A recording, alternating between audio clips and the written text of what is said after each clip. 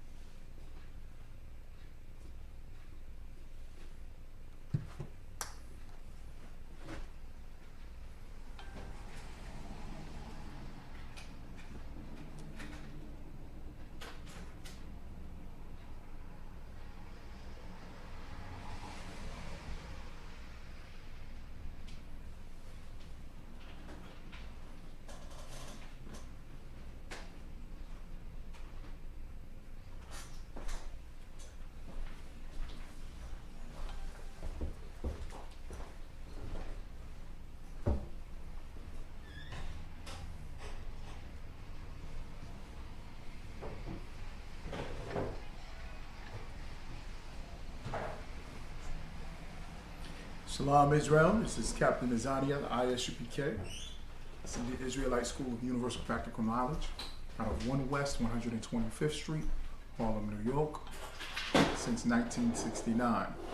Okay, and since 1969, we've been teaching the truth of the Bible, following the God of Israel, the Most High Power, the Creator of all things. Okay, the God of the Bible, Yahweh is His name. All right, we've been teaching the truth about the Israelites. The 12 tribes of Israel make up the so-called Negro, the so-called Negro, the so-called West Indian, the so-called Hispanic, the so-called Latino, the so-called Native, the so-called Indigenous of North, Central, and South America. Specifically, we are captives here in North, Central, and South America, in this Western Hemisphere. Okay, and we are scattered abroad, but heavily concentrated here in this hell. All right, North, Central, and South America. Okay, all right.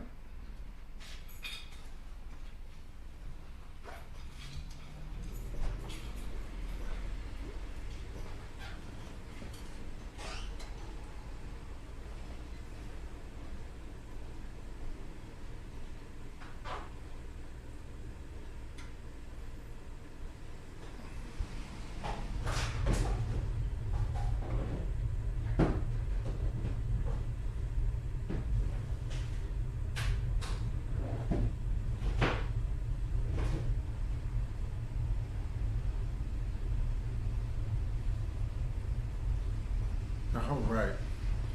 Okay, any questions? Tonight is the Brotherhood class. We're going to go over cancel culture. A little bit about cancel culture.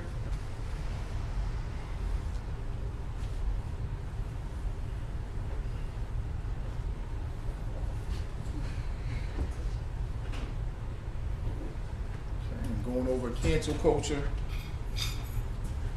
All right, we want to talk about brotherhood, okay? We want to cancel our oppressor. We want to cancel the wicked. And we definitely want to uplift our brothers, okay?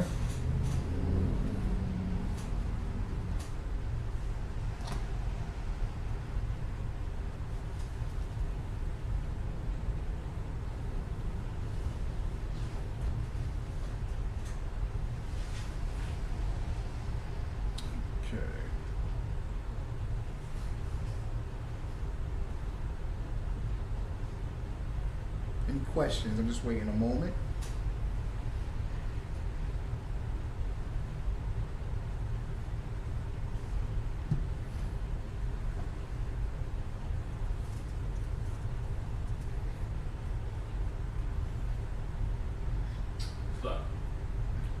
Go ahead, huh?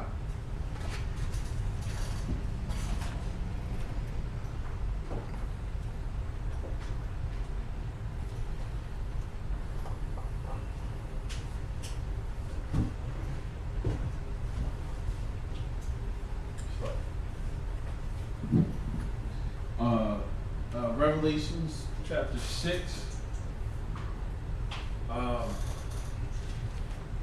verse 12. It talks about the opening of the sixth seal.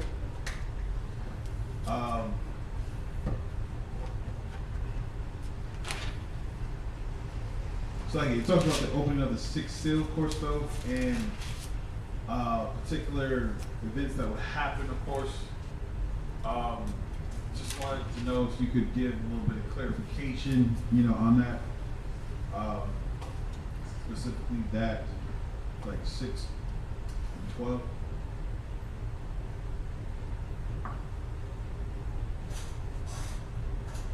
Like it talks about a great earthquake, and the sun became black as sackcloth of hair, the moon became as blood. Go ahead and read it out. Revelation chapter 6, verse 12. And I beheld when he had opened the sixth seal, and lo, there was a great earthquake, and the sun became black as sackcloth of hair, and the moon became as blood.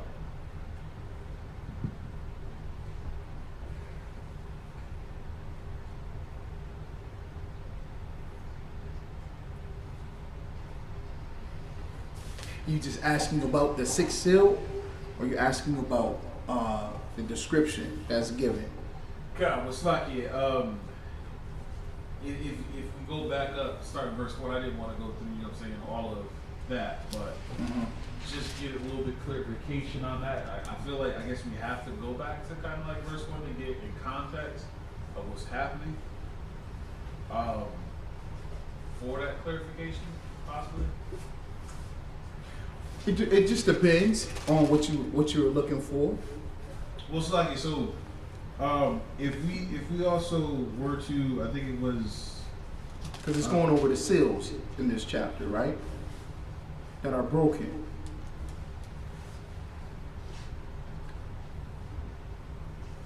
It's going over the seals in this chapter, right? Because if you go to, I think it starts off with the first seal from verse 1. And then it just goes over each seal. Okay, and then it's poetic language given. So that's what I'm saying. Are you wanting the description in verse 12 of the sixth seal? More like clarification on it, because if you look at the time that we're in right now, right? Mm-hmm. You know, it's almost that I know that it was mentioned that I think we were past the fourth. I'm not sure. And is this relating to this current time period, or is it more so futuristic, and what would that look like? Because if you read up, I think in verse 10, it says, "And they cried with a loud voice, saying, How long, O Lord, holy and true, dost thou not judge and avenge our blood on them that dwell on earth?" Which I would presume that is referring to, our fallen brothers and sisters who have been put to death, of course, though, right? And I would think that's referring to that pale horse that's bringing all types of death and destruction throughout the land. Or is it more so like that pale horse? It could be, referring to like the Third World War that's, occurring, that will occur. Well, when these seals is being explained, it's all the same time frame, but don't think of it in the sense of like 1, 2, 3, 4, like or this is just happening by itself at this time, and then this is going to happen, and then this is going to happen. More so, it'd be like, okay, when we say Passover is coming up, we talking about a whole week. You know what I'm saying? Like if somebody was to ask you, how is Passover, and you're explaining Passover is one day, but you're going to explain it like a whole week because of just how we speak. You know what I'm saying? So these things aren't necessarily like this exact thing has to happen at this specific time and then this. It's all just going together in a flow. Because I know that in verse 6, General Hyman breaks this down, or I've heard him break it down about 3-4 times recently. And I heard a voice in the midst of the 4 beasts say, "A measure of wheat for a penny, and 3 measures of barley for a penny, and see thou hurt not the oil and the wine." Like, I've heard him break that down before, and not much of the others as much as this one. And it's not necessarily that one comes first, because this is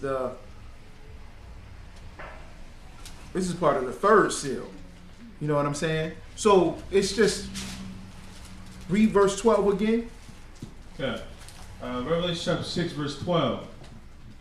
"And I beheld when he had opened the sixth seal, and lo, there was a great earthquake, and the sun became black as sackcloth of hair. Okay, what is it? The great earthquake.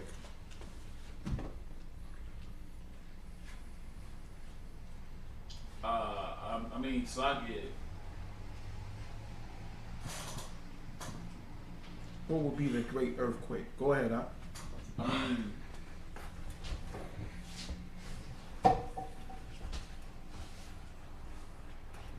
there's two ways that I think of it. The one, you know, as you know, the earth just, you know, the tectonic plates moving and whatever else though, you know, so there's an earthquake, you know what I'm saying, because the plates are moving, whatever. Mm-hmm. The other way I was just kind of, the other two ways I was considering thinking about it as in, you know, like when dinosaurs was wiped out, you know what I'm saying, the meteor hit, and of course, you know what I'm saying, it caused the earth to shake, which also, quote unquote, from what scientists have said, blotted out the sun, which would kind of lead to the sun being black, you know. And then, of course, you know, nuclear warfare, where, you know, man is bombing one another, of course, though, causing the earth to, you know, shake as well. That would be it. That would be it. Absolutely. The earthquake just means war is going on. Like, it's just the earth shaking, this loud noise. This is just poetic. My brother could be Commanding General Yohana could do a speaking at a camp, and it will be earth shaking. You know what I'm saying? It's like what's that term? Isn't there a term called earth shattering? Kind of like groundbreaking. Right, groundbreaking. It was an earth shattering event. This earthquake here is just talking about something that's so great and powerful. Yes, it shakes the earth, but in a poetic sense as well. Not just a physical, but like you're saying, when there's a war, when you hear all these bombs and things like that going off, I think we need that today. There's a bomb and things going off. It's like fireworks. Mm-hmm. When you hear all these fireworks, it's like the earth is shaking. You know, so when you hear all these bombs and ammunition, you hear tanks, you hear all of that, you hear war, you hear marching footsteps. It's earthquake. It's like an earthquake. So that's what that's talking about. But, go ahead. So like it wouldn't be anything like necessarily where Esau suddenly comes out and says the real Jews are black, and we're, you know, giving them their rightful inheritance or something like that. Because that would literally, you know what I'm saying, I mean, that would, you know, February 6th or January 6th all over again. White folks would go crazy. Like that would cause all types of catastrophe. It would be a great catastrophe, you know what I'm saying, for their kingdom. Like, to say that the real Jews are black? Yeah, you know, just the, you know what I'm saying, the oppressor coming out and just stating that, yeah, the real Jews are black, of course. This is the records that we've been having sealed up, you know what I'm saying, for however long, of course. So now we're just going to come out and say, you know, we're putting this information out into the public, of course, though, which would, because there's that, I forget exactly where it is, though. There's the precept that breaks down the statue, right? And it talks about the one that's gold, you know, bronze. That's in Daniel. And silver. And of course, that last one that is. I don't know if silver is in there, but yeah, clay and right. What is it? Clay and iron, iron and clay. Kind of. So, you know, and I think it was just saying like, it crumbled. And of course, you know, as it crumbled, you know what I'm saying, you can see the different empires as they fall. And that last one to fall, of course, though, is that current empire that's, you know, up as of right now. And that foundation shaking and being destroyed, that the real Jews, you know what I'm saying, are black, of course. Or is that just like too much? Yeah, they don't correlate. Like that, the stone crushing those kingdoms, those empires, right? That's just specifically talking about Christ crushing and destroying all those empires that make up the one when he returns, which is going to be America. Okay, that's why it's iron and clay. It's iron and clay because of its military might, but also its weakness in how they spread out, how America is like spread out, and how America has its weaknesses in like they'll let women in the military or women rule, and sodomites, just all that. So that's the clay and the iron mixed together. Okay, and when Christ returned, the Edomites will never, you know what I'm saying? Like as a whole, they will never just come out and say the real Jews is black. Because if they say that, then what do they have to do? They have to give up everything.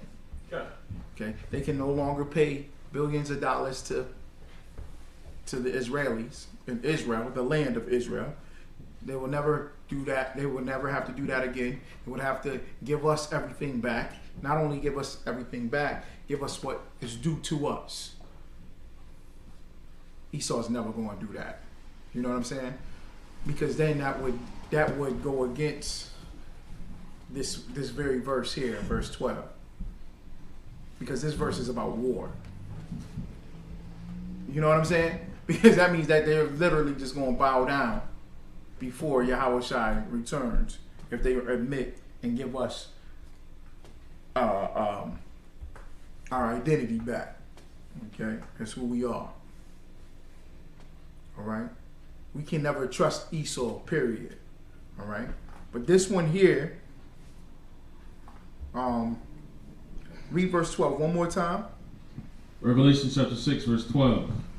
And I beheld when he had opened the sixth seal, and lo, there was a great earthquake, and the sun became black as sackcloth of hair, and the moon became as blood. That's right. Okay. This is specifically talking about war. All right. Go to Matthew chapter 24. Matthew chapter 24, verse 29.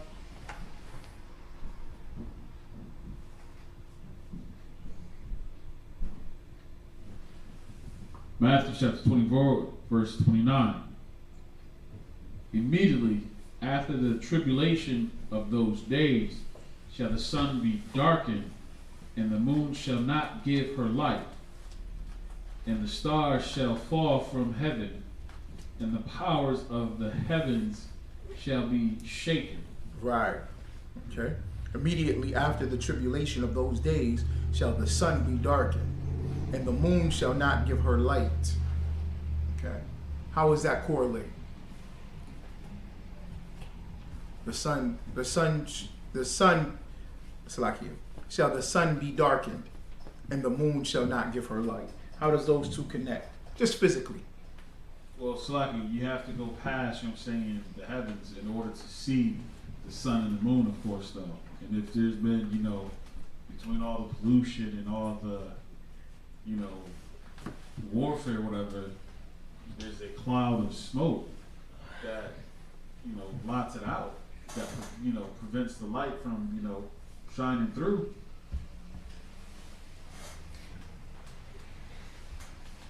More basic than that. Just the general science behind the sun be darkened and the moon shall not give her light.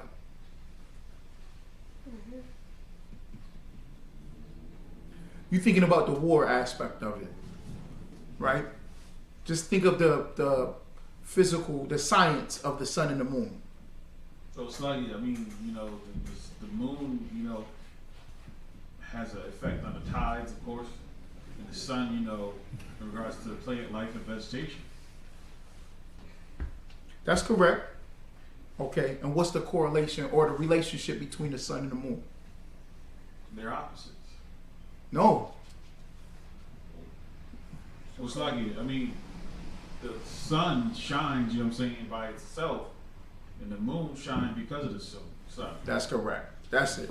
So that when he says, shall the sun be darkened and the moon shall not give her light, meaning if the sun is taken away, then the moon won't have any light to shine. Now, will the sun always be in existence? I think so, okay. You gotta say it with confidence.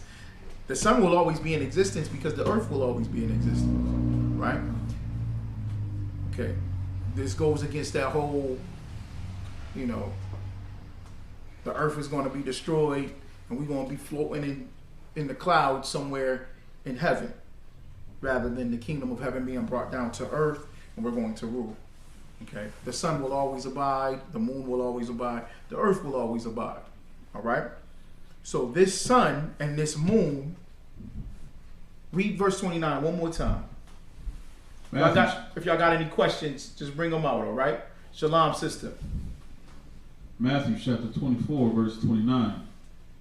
Immediately after the tribulation of those days shall the sun be darkened, and the moon shall not give her light, and the stars shall fall from heaven, and the powers of the heavens shall be shaken. Read that last part again. And the powers of the heavens shall be shaken. And the powers of the heavens shall be shaken. What does that mean? It's like, go ahead. Is that referring to the kingdom that is currently set up? That's in correct. Place? That's absolutely correct. That's absolutely correct. So the sun and the moon is representation of the power of who gives the light, not the actual sun, not the actual moon. Okay, it's just a representation of the power and how everything is set up. Okay, and the stars, who are the stars of heaven, those that play the role. Okay, those that are in rulership. The stars will fall, a falling star. All right, this is where everybody gets twisted and confused when Yahushua says, and I saw Lucifer fall from heaven. Everybody goes, oh my goodness, it was the devil. He was in heaven and he was bright as a star and he was singing and he was up there. He was so nice and kind and happy, and then he fell from heaven. That's not true. It's talking about the fall of the heathens that are ruling above us. The oppressor, Edom. Okay? The Edomites, the so-called white man. All right? The other nations that are ruling. These stars have power. And when they fall, the powers of heaven, heaven just means kingdom or rulership.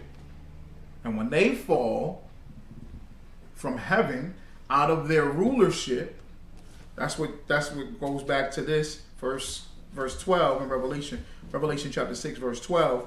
It's the same thing, that the sun is going to be blackened, the moon is going to be filled with blood, meaning the whole system is going to be done.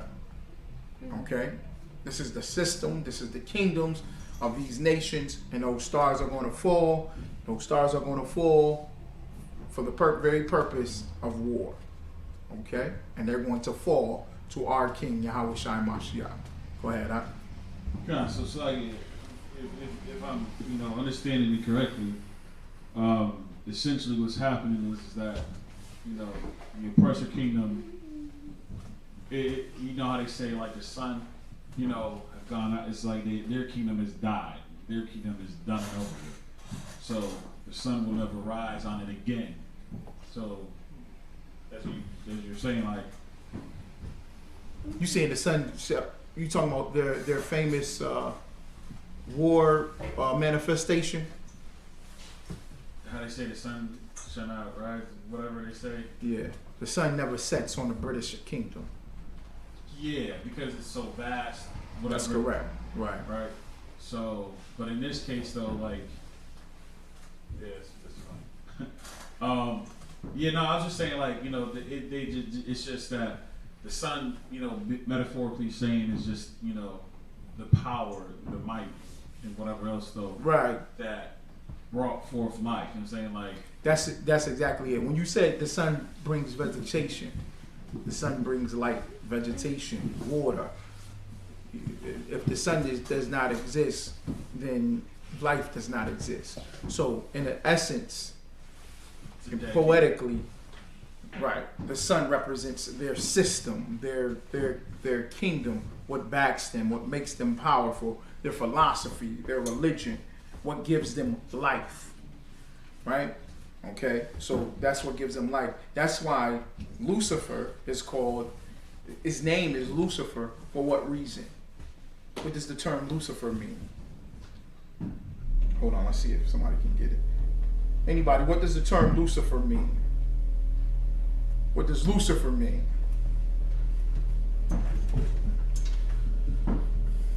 Go ahead. A demon? No, not a demon.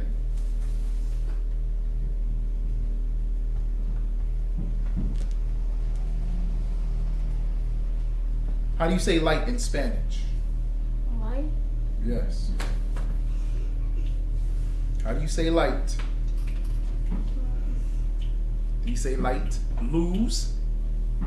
L-U-Z? Isn't light luz? I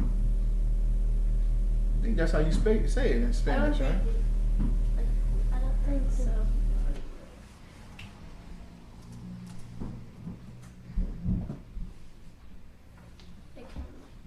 Yes. Luz in Spanish means light. Luz comes from the word luz, L-U-C. Luz afer.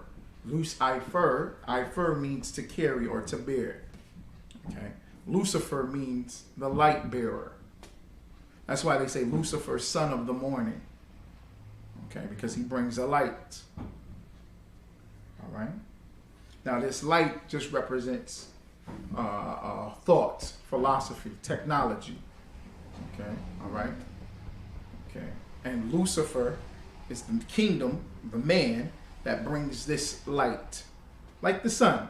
All right, and for us, Yahushua is our son of the morning. That's why you'll see that being referenced. He's our son of the morning because he brings us life. He brings us light. Okay, he gives us a purpose. Satan gives a purpose to the Edomites. The Edomites are wicked because they believe in Satan. They believe in wickedness. All right? Okay? So that's what that sun means. The sun became black as sackcloth of hair, and the moon became as blood. All right? The moon is like a philosophy or wisdom. Okay? And their pathway, the way they handle, the way they conduct, how they live. It's just poetic. Go ahead, Thalwon. Oh, I thought you was getting ready to say something. Oh, no, sorry. Okay. So that's when Revelation chapter 6, verse 12, you can connect that to Matthew chapter 24, verse 29. Because Yahushua breaks down when the Son of Man shall come. Okay. Okay. Go back to Matthew chapter 24, Baba Kusha. Give me verse 30.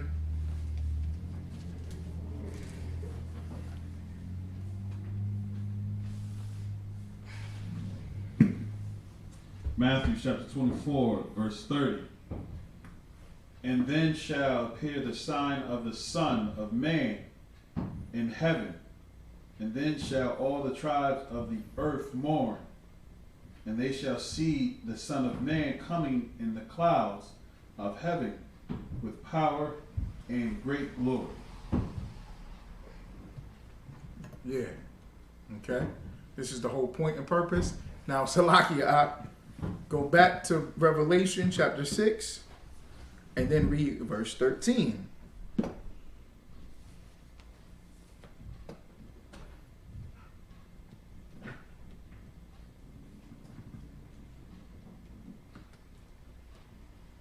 Revelation chapter 6, verse 13.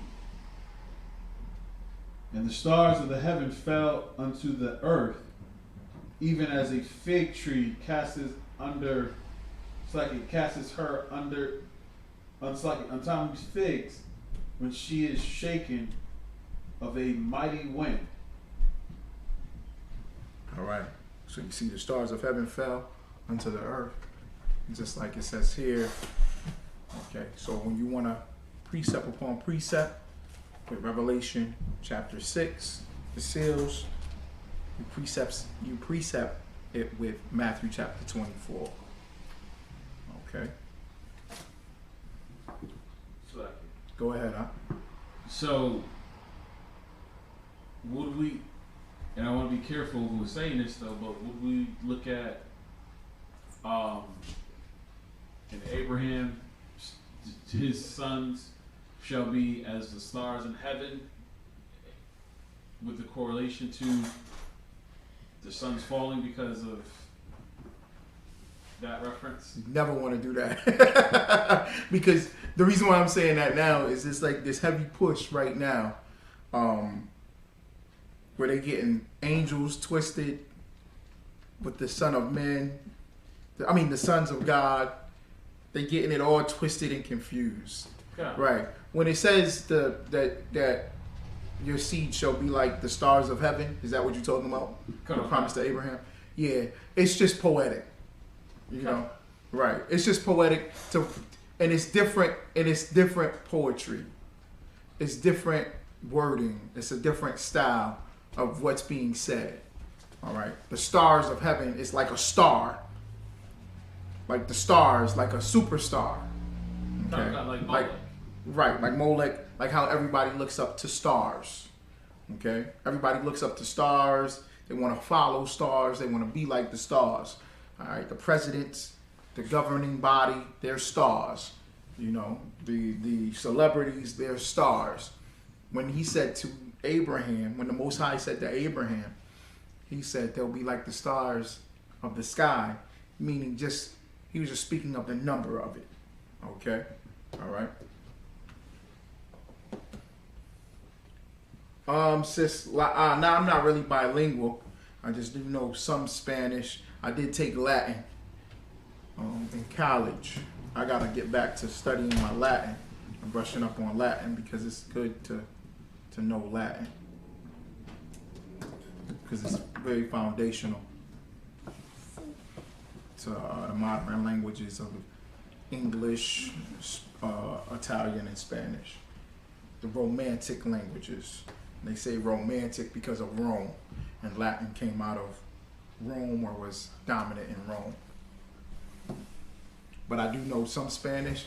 It's good to know some Spanish for our Northern Kingdom. Okay?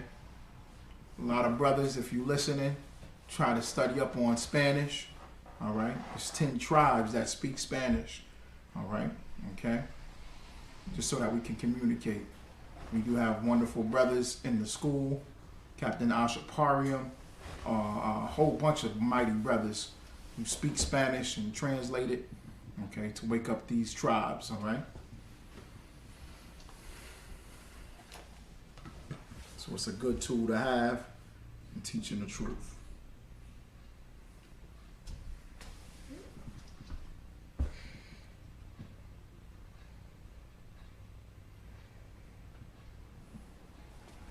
Go ahead, 5-1. So in that case, we would more so just look at like Amos 5 and 26, in association, to those stars when making references, to Matthew's and Revelations. Oh, okay, go ahead and get it.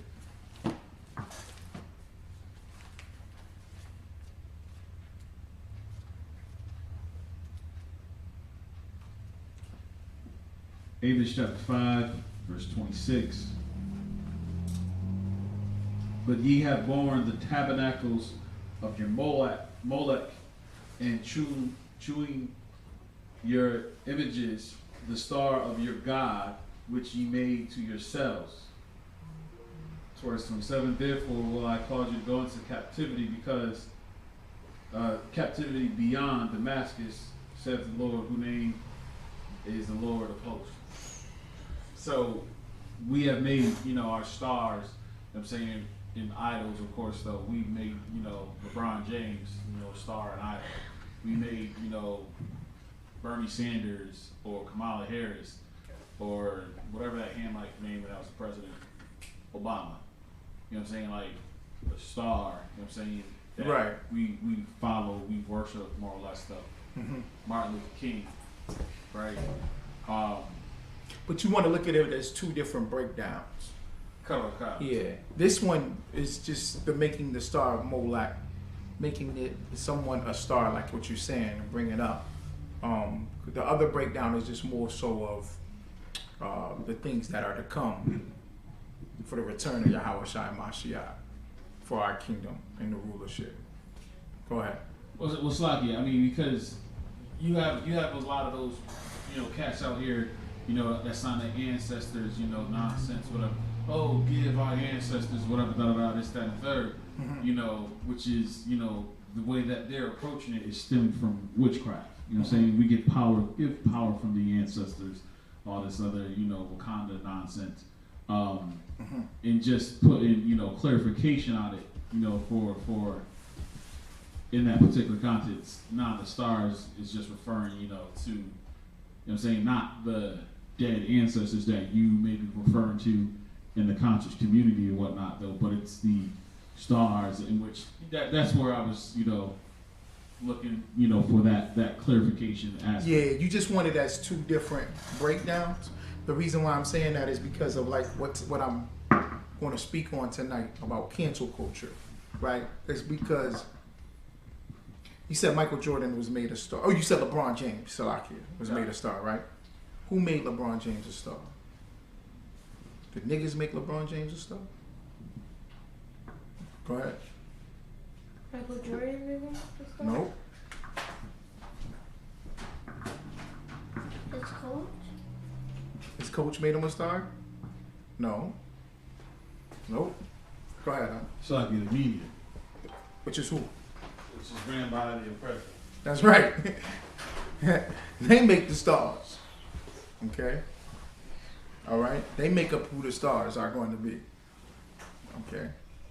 The Edomites, they tell you who's going to be the star.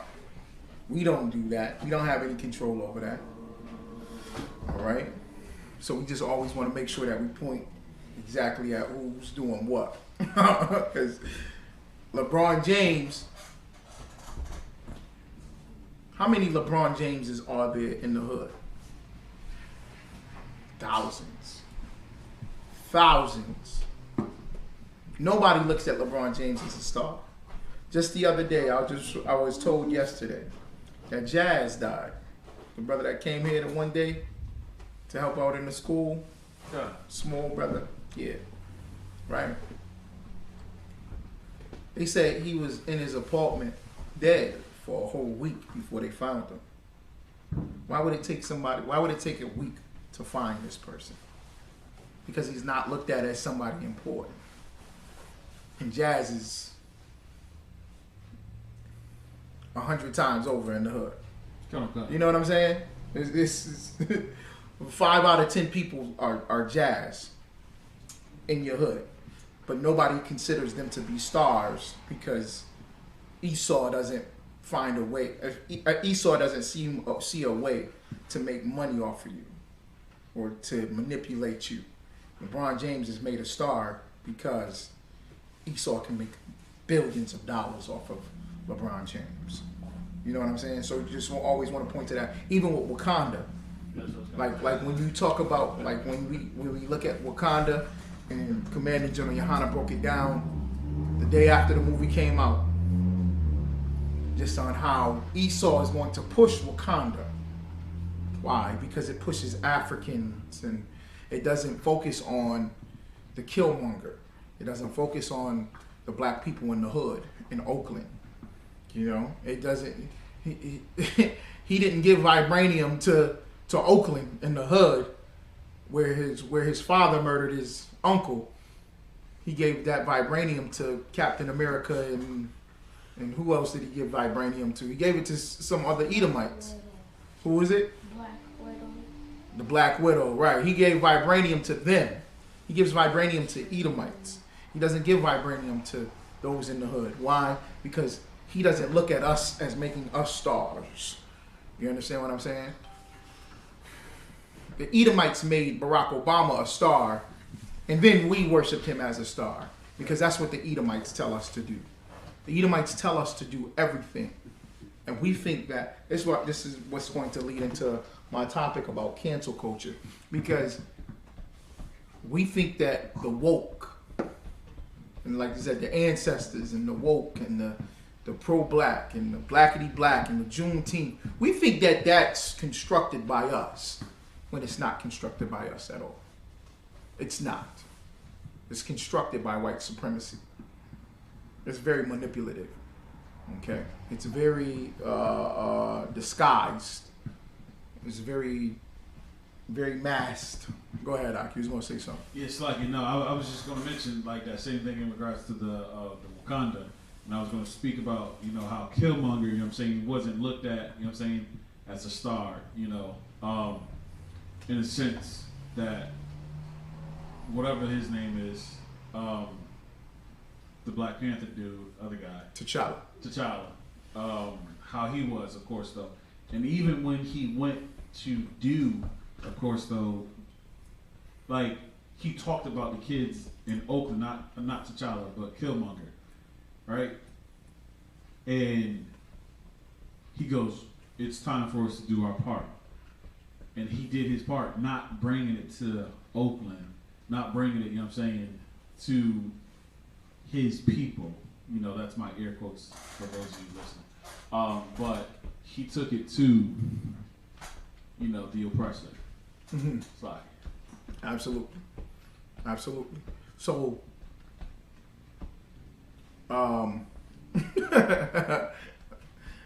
that's a good, that movie's a prime example. Commanding General Yohana paralleled that movie with Coming to America, which is another great example. Just in general, that whole thing, it's ridiculous. It's extremely racist. Coming to America is racist against black people. It makes Africans better than black people, like Black Panther. Okay, even when I'm watching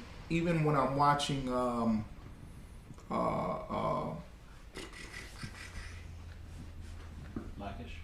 No, even when I'm watching a lot of television and movies today, what they'll do is they'll put a lot of Hamites playing the roles of us, black people, our own characters, black Americans, Hispanics. They'll put Hamites playing these roles, okay, which tells us subconsciously that Africans can portray us better than we can portray our own, even the great of us. Like Harriet Tubman is played by a Hamite. 12 Years a Slave is played by a Hamite.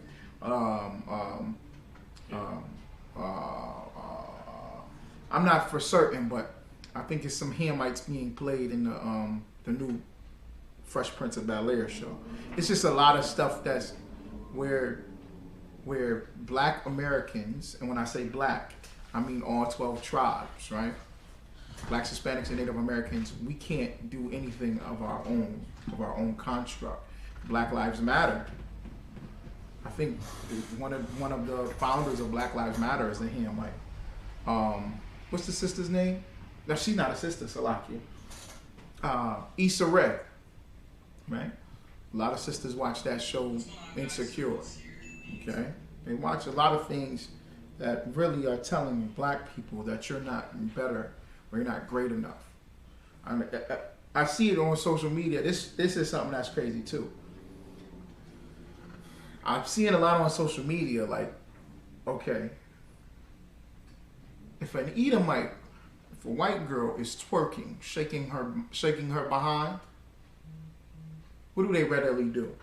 Or Edomite woman makes a dish that is palatable or edible, what do they readily do? They compare her to a black woman. They say, uh-oh, is the white girls taking over?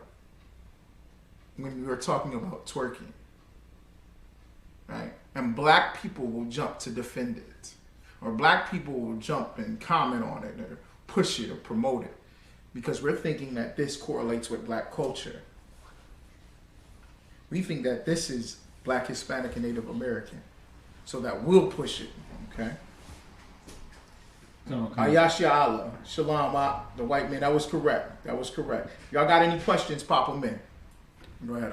Slakia, you know, what Denzel Washington said in regards to the movie Fences, he made a comment stating that it needed a black director. And they asked him about it, of course, though, and his comments simply stated was, it's not about race, it's about culture. You know what I'm saying? Like, you know, the culture that we have is not the same as that of Steven Spielberg. It's not the same, you know what I'm saying, as, Michael Douglas or, whoever, these other actors are or, producers are, of course. Which I would even say, comes to the Hamites as well too, right? Their representation of, like, there are a ton of Hamites that are getting private education, even though they're coming from, off the boat, whatever else. It's kind of like, whoa, that's not the experience, typically that we have. There's a cultural difference, even when, the Hamites come over here, it's still significantly different, nonetheless, though. Okay. What, I'm sorry, Salakia. What was your last point, though? Was about like the Hamites? Even like there's a cultural difference across the board, between, whether it's Steven Spielberg, Michael Douglas, or these, Hamite, actors and directors and everything. They have a different experience, of course, though, which goes back to what you're saying about, portraying us, in these roles. And You mean Martin Scorsese? God. Okay. God. Yeah. Because you said Spielberg, and then I'm like, you said some other name, but I'm like, what? You're saying Martin Scorsese because Martin Scorsese is an Italian that does Godfather movies, Italian movies, right? Right. Mobster movies, right? And Spielberg, he does Jewish movies. Right, okay. All right. Yeah. And in the Hamites, and I was just bringing up the Hamites because of the whole cancel culture. Like, I saw, what's the Hamite that played in Get Out? Daniel Komumanaye? Okay. Him and the Hamite that plays Franklin in Snowfall. That's a Hamite as well. There's a show called Snowfall on FX about, it's really loosely based on Rick Ross, the real Rick Ross, right? Okay. All right, but they have a Hamite playing him. Okay. And I saw them with some brother. Hold your peace. Sit up. I saw them with some brother. Some brother came and stood with them at some show. Oh man, I forget the brother. Who was the brother? And I was so disappointed and upset because the brother was like, yeah, I'm part of the dark skin squad now. Because these two Hamites go around to different events and they make the joke, the dark skin crew. And this is two Hamites. Two Hamites saying the dark skin crew. And nobody stops them and catches them and holds them accountable. You're African. You don't have nothing to do with light skin, dark skin, which is our colorism against each other. But that's in-house. You understand what I'm saying? Nobody stops the Hamite and goes, you can't talk about that. You can't talk about light skin, dark skin. You're a Hamite. You're from Africa. Like you said, you have nothing to do with that. But the brother, who's an Israelite, he's standing with them And he's accepting of them, thinking, yeah, I'm part of the dark skin crew now. Yeah, the dark skins. And it's just so sad how we just embrace everybody. I was listening to a Benjamite song today, right? And a brother posted it in the ISUPK. And in the Benjamite song, it has Bougie Bonton, it's got Richie Spice, it's got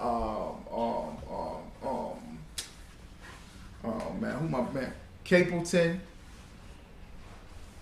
Got all the heavy hitter Benjamites. And who steps in the middle of the video? Saying we the best. DJ Khaled? DJ Khaled steps in the middle of the video and says we the best. Right? What the hell he know about Benjamite culture? Not a goddamn thing. He's a thief and a crook. But we embrace it. All right? Not knowing who we are. And that's the importance of the ISUPK. Okay? That goes back to your question. I don't think the white man will ever say that we the 12 tribes. Because they all gotta give back what they stole. They gotta give back this land to the Native Americans, if that's the case. They gotta give everything back. They gotta pay us all back. Okay? But yeah. So Salakia. So Salakia, us with our stars calling stars. Right now, we in a condition and state to where we only accept who Esau approves of as a star. All right, okay? Because our governing body would be the ISUPK. But because Esau doesn't accept us, the majority of our people don't recognize us as the rulers. You know what I'm saying? 144,000. They don't readily see that because it's not approved by Esau. All right? But Lord is making a way to where these things are changing. That's why these signs are the time. And everything is going to be gradual. It's not going to be like overnight. Okay? When you read the breakdowns of the different seals, you know, the signs of the times, Ukraine, Russia right now, all of that is in connection to the prophecy, but it's not like it's going to happen right overnight. All right? Any questions online?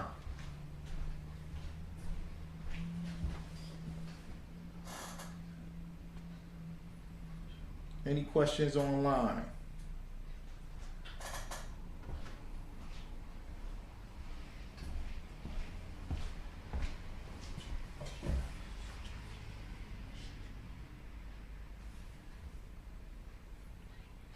Watch Black Panther movie because I was so offended. Yeah.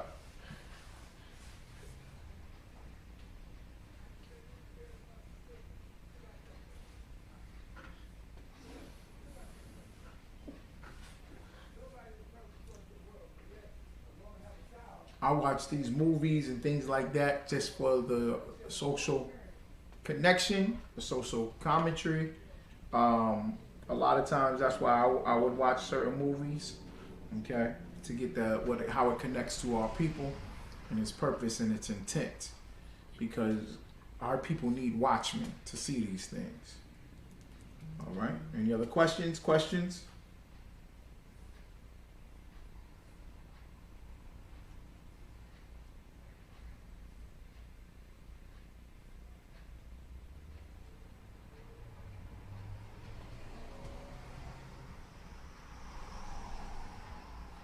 Oh yeah, brother.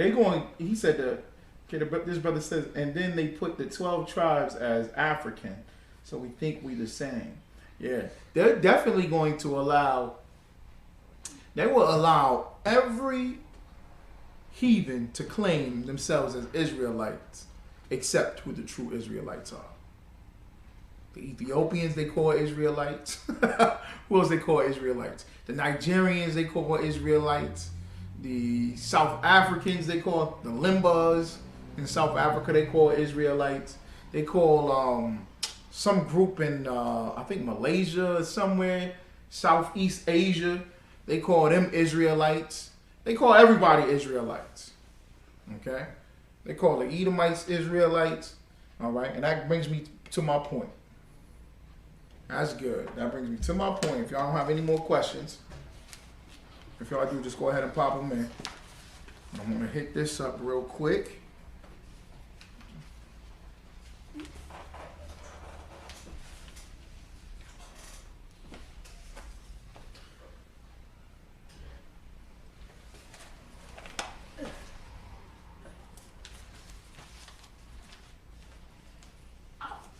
Ooh, this. I wonder what I should touch on first.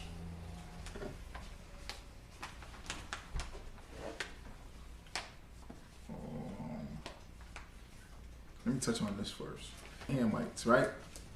Okay, this is USA Today. Okay, this was Monday's paper. USA Today. It says Black Americans find spiritual home in Ghana. Black Americans find spiritual home in Ghana. African country can provide answers and peace for many with holes in their history.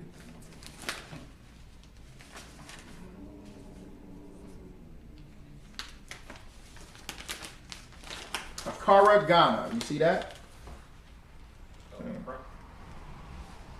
All right. Is among the destinations for those seeking the cultural richnesses of West Africa. Black Americans find a spiritual awakening. Ghana offers cultural reconnection through tourism of ancestral lands. I had a transformative experience in Ghana. I visited the African country in 2019, and at that point, I had the privilege, excuse me, of visiting more than 10 other countries in the continent. But there was something intangible in Ghana that blew me away. It was the most earnest sense of welcome I had ever felt. I enjoyed everyday experiences, but it was also history lesson. It was also history lessons that I never learned in more than 15 years of formal education. Standing inside slave castles, learning firsthand about ancient civilizations and empires, and naming ceremonies where I was embraced by a local chief who prayed to my ancestors was like a soul reawakening.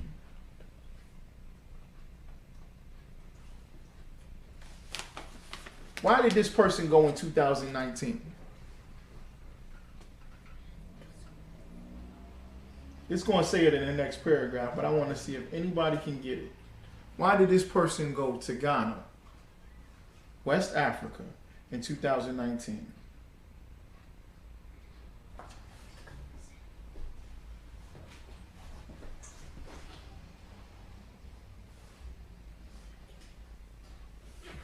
That's a good point, Martez Roberts. He said, so that means I can be spiritually Cambodian. So I take it you visited Cambodia before. You went over there and visited Cambodia. Okay. Yeah, absolutely. So wherever you visit, you can be spiritually connected to that place. Right. But this is right here is just crazy. This is disgusting. Why did he go and visit in 2019 specifically? Because there was no coronavirus? That was right. It was before the coronavirus. Okay. But why did he go in 2019? Anybody? Don't you want to be a Hamite? Yeah, but no. But there is something specific with 2019. Go ahead, Slacky, wasn't that some attempt, not necessarily segregation, but it was like some sort of independence from the white people that was ruling parts of Africa? It was something along the lines of that. I don't see that connection because I think Ghana got its independence in the 60s, in the 1960s.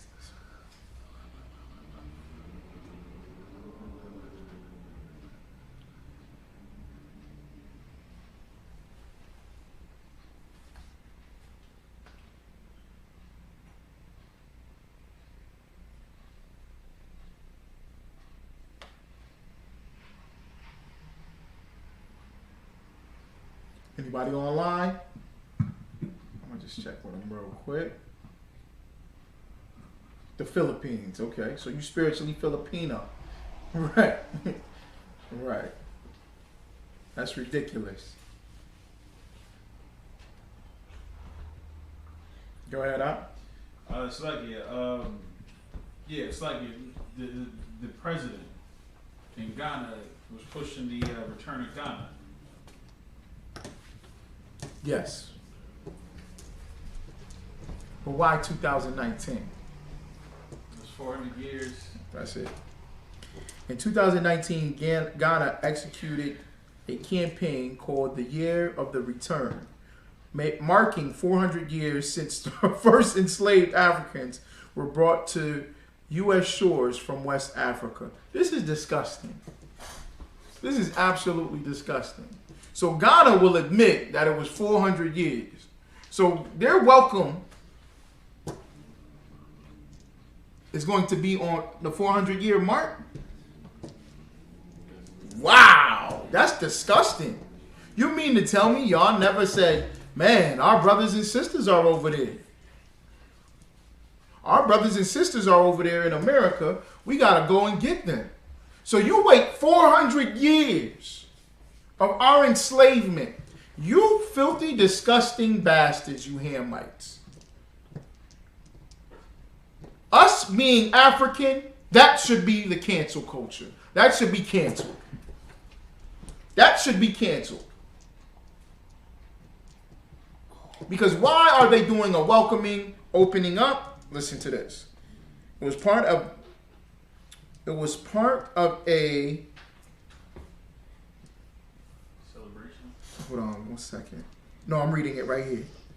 It was part of a multi-year initiative to increase global tourism to Ghana and to make a nation a destination of choice for U.S. travelers, specifically calling Black Americans to make a physical and cultural reconnection to the land of many of their ancestors. They want our money. They want our money. They want us to travel to Ghana. So what? That their tourism can increase. Because everybody knows that tourism makes up a large part of your economy. And if you can get these African Americans, these Black Americans, to believe that they're Africans,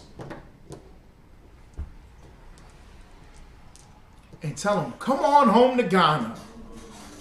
You can come over to Ghana, get a tour, and go and see where your ancestors was led into captivity. Shouldn't that be canceled? Shouldn't that whole concept of making money off of us be canceled? Making money off of our enslavement, shouldn't that be canceled?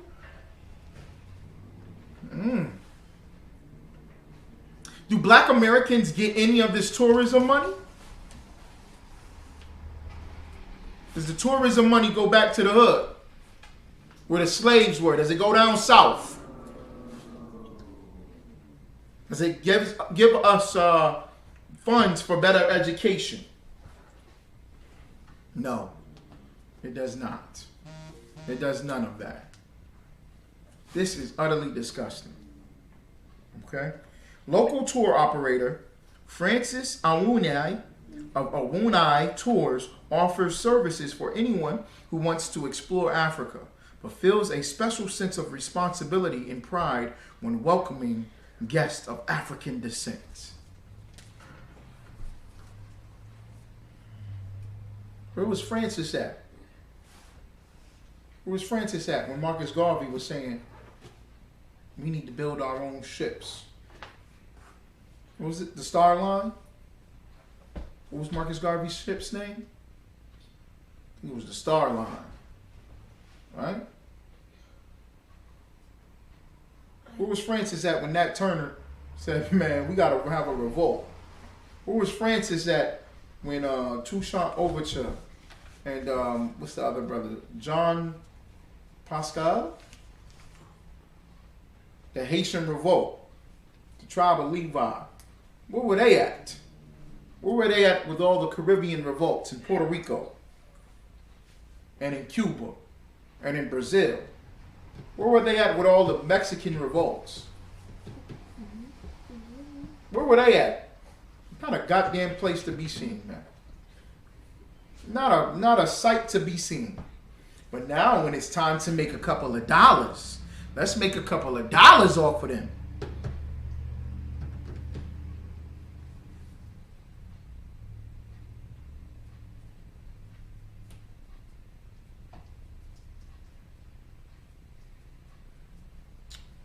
I'm honored to welcome the African diaspora home and to reveal to them the rich culture that they are ancestrally a part of.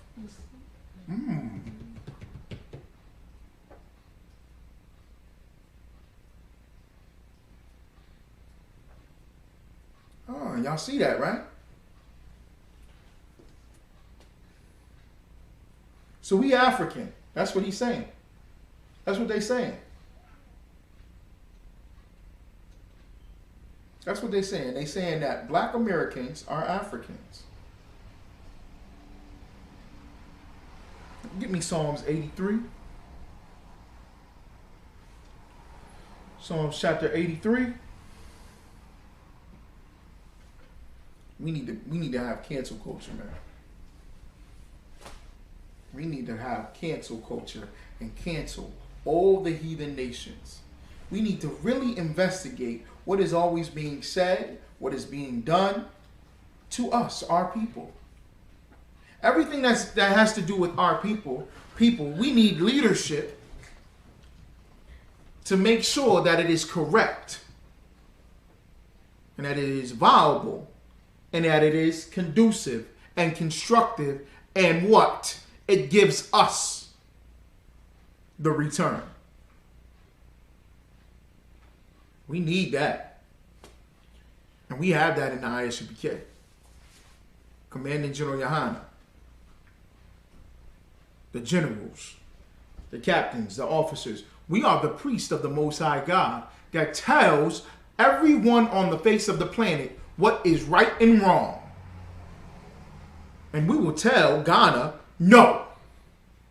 Don't make no tourism after us.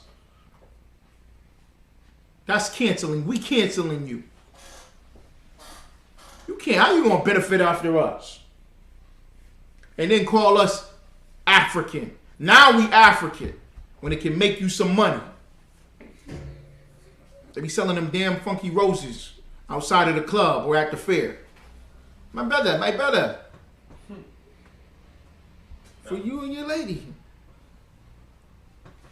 Here, buy. You got children. Here, buy for them. Hey. Now we brothers. Now me and the Hamites is brothers. You never see the Hamites doing business with us. Anybody got that? You got that at Psalms 83? Okay. If you could. Psalms chapter 83, verse 1. Keep not thou silence, O God. Hold not thy peace, and be not still, O God.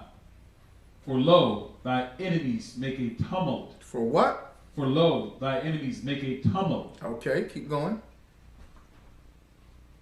And they that hate thee have lifted up the head. Mm-hmm. They have taken crafty counsel against thy people. and consulted against thy hidden ones. This is us, right? This is us. This is us. And why do you think they choosing black Americans? Why aren't they picking black Caribbeans? Or black South Americans?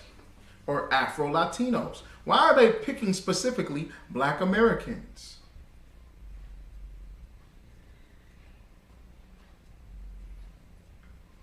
Do you remember what was said at the African Union to Haiti? When Haiti wanted to join the African Union? Do you remember what was stated? I got it right here. I was just seeing.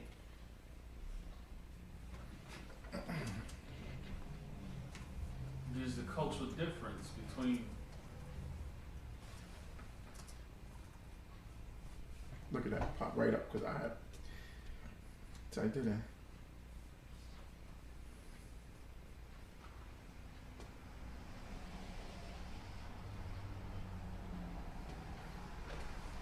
In a press release issued May 2016, no, this was 2016. I remember Captain Cesariak bringing it out.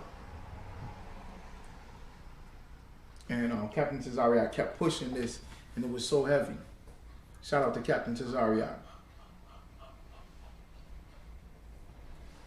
In a press release issued May 2016, the African Union Commission announced that, according to Article 29.1 of the AU Constitutive Act, only African states can join the African Union. Therefore, Haiti will not be admitted as a member state of the African Union. Wow. So only African states can join the African Union.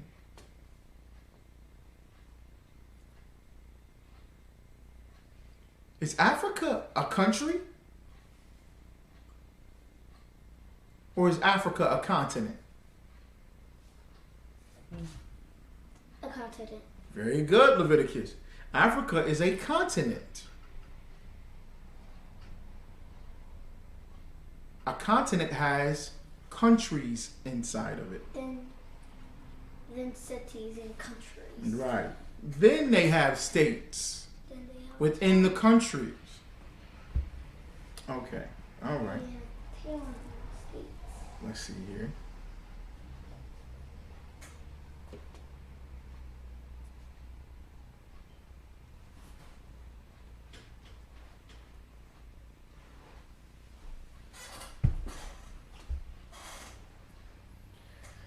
Despite reports Haiti not joining the African Union.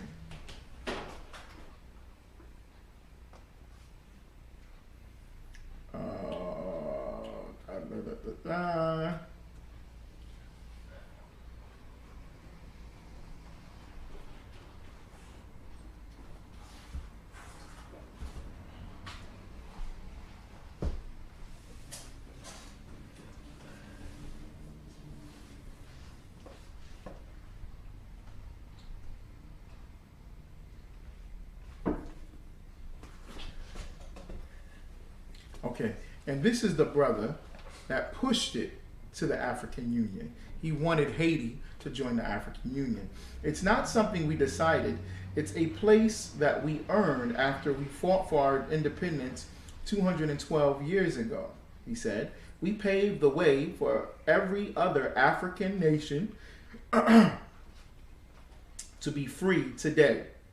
So historically speaking, Haiti should have been in the AU already.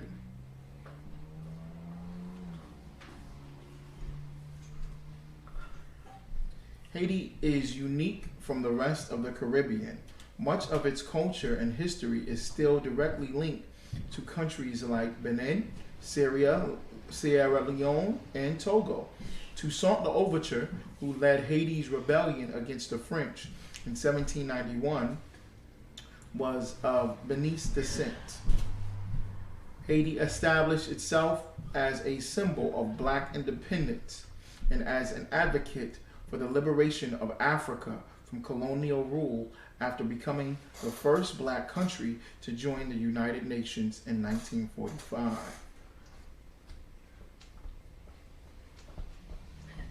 I'm trying to see the response. It was a heavy response, Salaki, y'all. It's not in this article.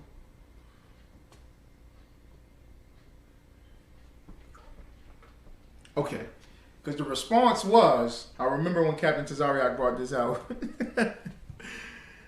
The African Union said, we won't take Haiti, but we would take Brazil. Why would they take Brazil over Haiti? Because Brazil speaks Spanish or something else? No, Brazil speaks Portuguese. Ooh. Go ahead. It's like because of the wealth, the potential extortion that they would be able to do on the land. Imports and exports, right. That can join the African Union.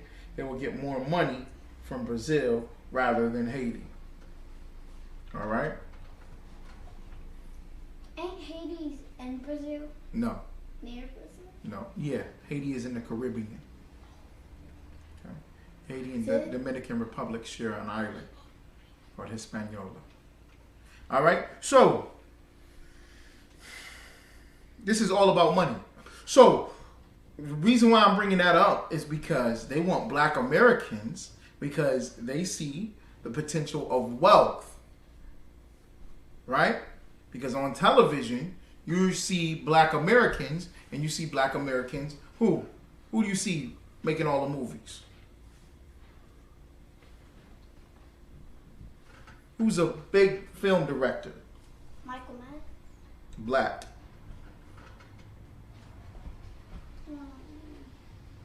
Who's a big fan? Tyler Perry. You see Tyler Perry. They're seeing Tyler Perry, right? And all his black actors and his black studios. So they're like, ooh, we black Americans, come on home. Come back to the slave coast. Find your roots, your ancestors. You know who else has done it? Steve Harvey has done it.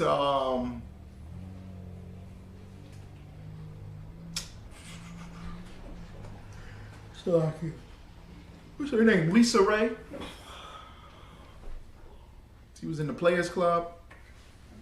Lisa Ray. She's done it. She's been over there to Ghana. All these rich. I think Shaq's been over there to Ghana. Barack Obama went over there with Michelle Obama. And Barack Obama said something. I can't find it. I cannot find it. But he said, we have to understand the differences of people that were involved too. And Anderson Cooper was like, well, what do you mean? He said, my wife's people are different than my people. And Anderson, different than your people. I was like, man, Barack Obama knows that black Americans are different than his people. Africans know that. Africans know that black Americans are different. That Haitians are different. Jamaicans, Brazilians, all these brothers and sisters are different than Hamites. Africans. We are completely different. All right? Let me just see what he says here. I'm honored to welcome the African diaspora home and to reveal to them the rich culture that they are ancestrally a part of. Awunu, Awunai. Oh, keep going with that verse, Salakia.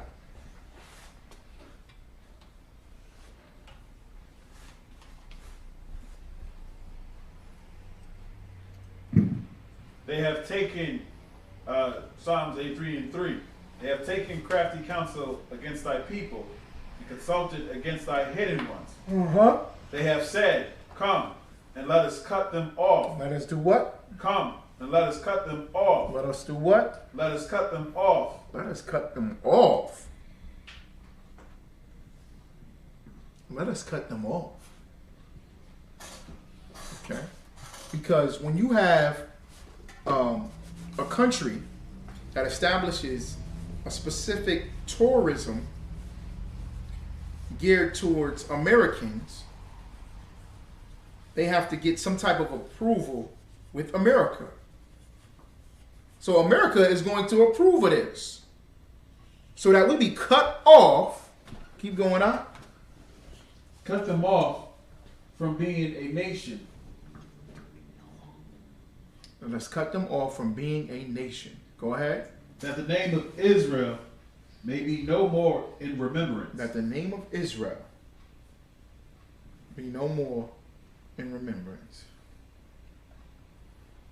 Yeah, they all go, brother. All the rappers go. All the major rappers, they go over there. Yep, you're absolutely right. Yeah, they go to Ghana. And look at Ghana. It's something beautiful. You see they got this tourism thing.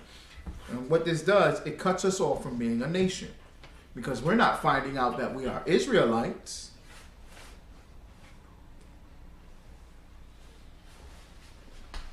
We're not finding out who we are. They just want to take our money. Okay? This is for tourism. My goal for my guests is to recognize that although Western media and cinema have often portrayed Ghana as a backward society filled with chaos, in reality, Guyanans possess cultural richness.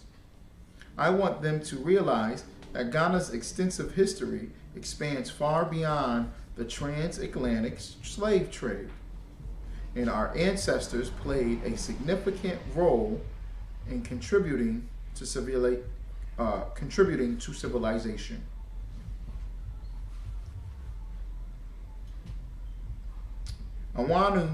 Awanai is one of many involved in the global Black Renaissance that is happening, doing his part to reconnect a disjointed, scattered, and often misinformed Black diaspora. Ryan Oliver, founder of nonprofit Be More, See More, uses travel to empower minority male students in Baltimore. When asked what makes Ghana stand out among the many places he has traveled in the world, he said, the people.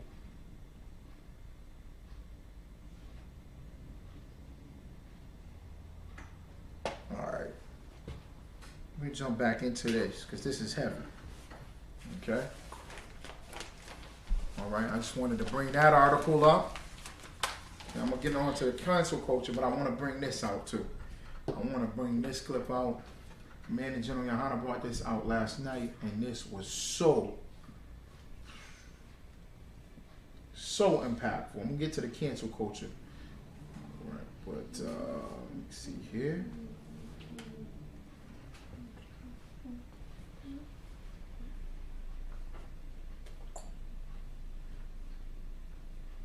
I think it plays in this video.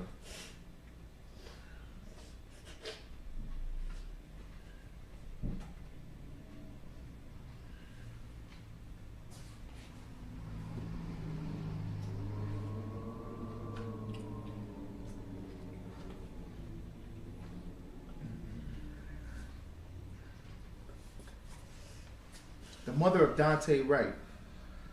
Listen to this. This was heavy. The mother of Dante Wright says something that was so profound. Where is it? Right there?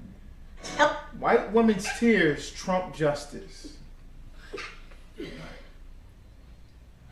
And she's a white woman. I want y'all to hear what she said. This was so heavy. I hope it plays on this video.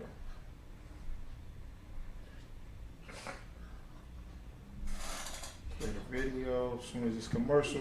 Slovakia.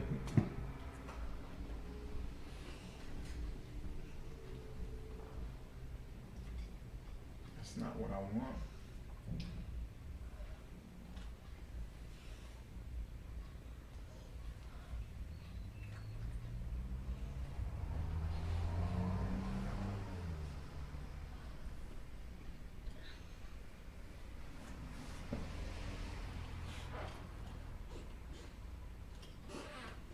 Video play now.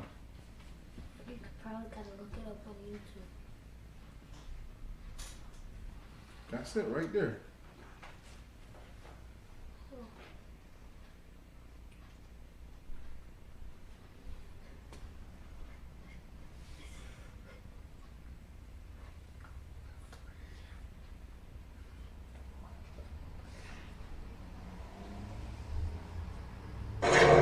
Yes, we got a conviction. Very disappointed. Okay. Let's see if we can hear this. Very disappointed in the outcome. Yes, we got a conviction. And we thank everybody for that. But again, this isn't okay. The problem with our justice system today, white women's tears trump justice. What does that mean? She said white women's tears trump justice. Wish they would play the whole clip. Oh, slacky. I get it. That's. Brought out last night. God, because she was the white woman crying. Yeah. I'm trying to get the whole clip. If I can get the whole clip.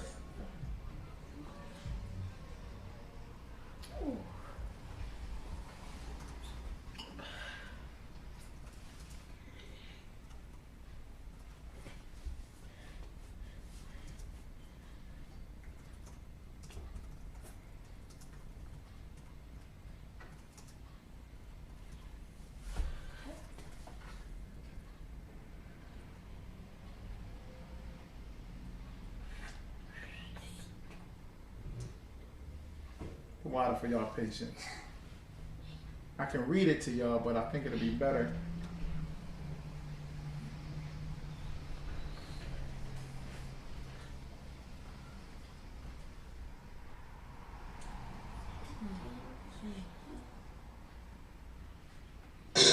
Katie and Aubrey, the parents of Dante Wright, knowing that many of their family members said, you know, do you believe that we'll get equal justice? And I told them I believe they would. I thought we had reached a new precedent in America where we were going to see equal justice regardless of the ethnicity of the offending party and the victims. And so a lot of them said, Attorney Crump, you really believe it? I said, we're fighting to make it equal justice. And they said, we normally don't see that in America. And we tried to encourage them to believe that it is equal justice in America, but when we have sentences like this, it makes it difficult to make those arguments, because wasn't Muhammad Noor trying to do the exact same thing they said Kim Potter was trying to do? He was trying to look out for his fellow officers' safety as well. He was very remorseful as well. But they didn't make a downward departure for the black police officer like they made for this white police woman. And that's problematic to many people of color in America, that we continue to see this intellectual justification to make sure that it seems like they get the most of justice and we get the most of injustice. And that's what we're struggling with at this moment. So this is very emotional for them. This is their baby. Miss Katie will address you first, and then her husband Aubrey, Dante's father, will address you. Oh. Kim Potter murdered my son, and he died April 11th.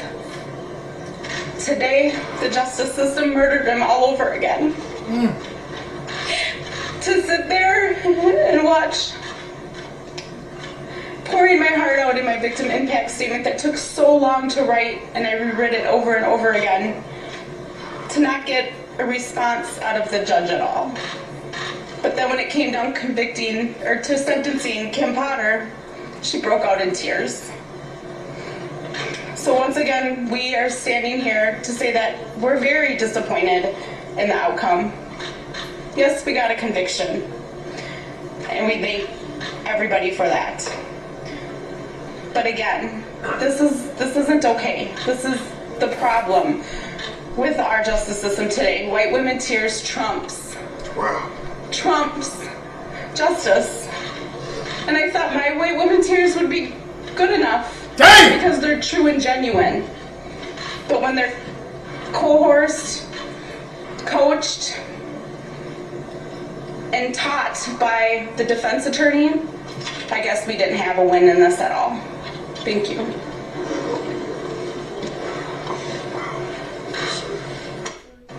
Coerced, coached, this is the problem. Yo, Salakia. This is so heavy and profound. What this Edomite woman said with a black son. She has a black son in America. She has a black man who she lay in bed with, who she lives with. They have children with. And she knows that white women's tears mean something in America. However, she knows that her white woman tears are not stronger than Kim Potter's white woman tears, because her white woman tears are for a black son. That is off the chain. That's so heavy, man. Go ahead, Slakia, it's the fact that what you're saying is white woman tears are beneficial when there is no detriment to white people. But if those tears, in this particular case, if those they're wasted, you know what I'm saying, on seeking justice or bringing about equality, that because this conviction done, you know what I'm saying, as it should, according to the letter of the law, would then harm that, it would harm white society. White people would be heavily impacted moving forward. This sets a precedent for other white people in their failure to adhere to their rules that they have set up and put in place. So white woman tears that is not beneficial to white people are just wasted. It's like, you even hear the lawyer, even the lawyer gasped. Ben Crump, even he gasped like, wow, like, because of how heavy that statement was. And it had to be made by her, because she, as a white woman, knows the power of white women's tears in America. She knows exactly being white is a privilege. And we thank everybody for that. But again, this isn't okay. This is the problem with our justice system today. White women tears trumps justice. And I thought my white women tears would be good enough because they're true and genuine. But when they're coerced, coached, and taught by the defense attorney, I guess we didn't have a win in this at all. Thank you.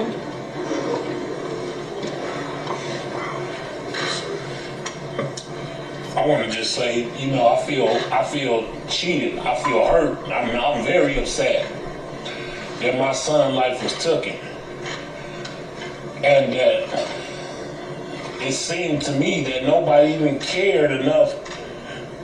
You know, it was like they were so tied up into her feelings and what's going on with her that they forgot about my son being killed. Her life was taken. And it's just sad to say that I feel like we was tricked. You know, we was limited on everything, on what to even say, I feel like. And it's just sad that our justice system, you know, we actually thought we was going to get a little justice. You know, nothing could ease our mind from Dante being killed. But just the fact of knowing that this lady was going to pay for that, it gave us a little sense of hope, like, you know, things were going to get a little bit better. But now, I walk out of this courthouse feeling like people are laughing at us because this lady got a slap on the wrist, and we still every night sitting around crying, waiting on my son to come home. I'm upset.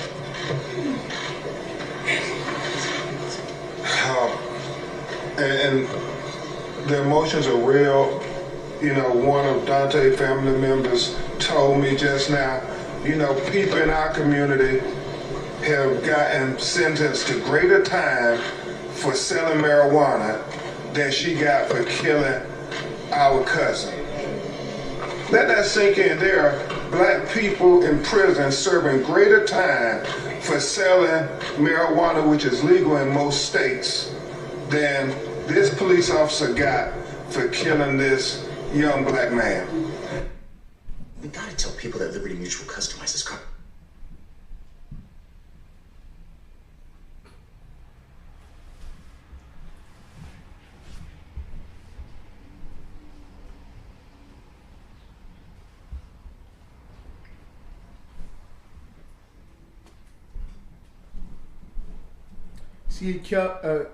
She accused Judge Regina Chu of being foiled by Potter's performance on the stand and alleged that the former officer was Coach. Kate Wright said during Potter's sentencing hearing that she would never be able to forgive Potter for what she did. She never once said his name in the trial. And for that, I'll never be able to forgive you. And I'll never be able to forgive you for what you've done, what you've stolen from us, Kate Wright said. Let's see if it says it in here.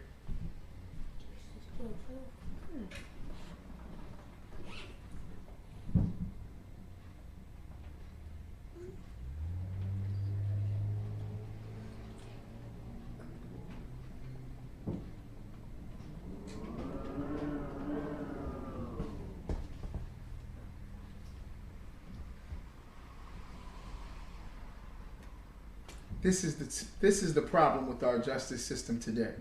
White women tears trump justice. And I thought my white woman tears would be good enough because they're true and genuine, she said. Man, that was heavy. Your tears is nigga loving tears, as they say. They love using that term, nigga loving tears. Or nigga loving. Okay? That is heavy, man. All right.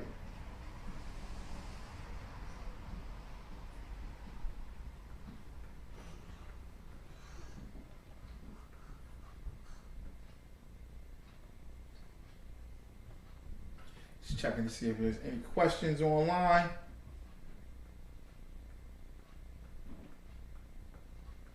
Any questions online? Go ahead, up. Screen share and stuff. Oh, I changed it back. Okay, so. Yeah. There's the 20-second delay. All right. Get on this cancel culture.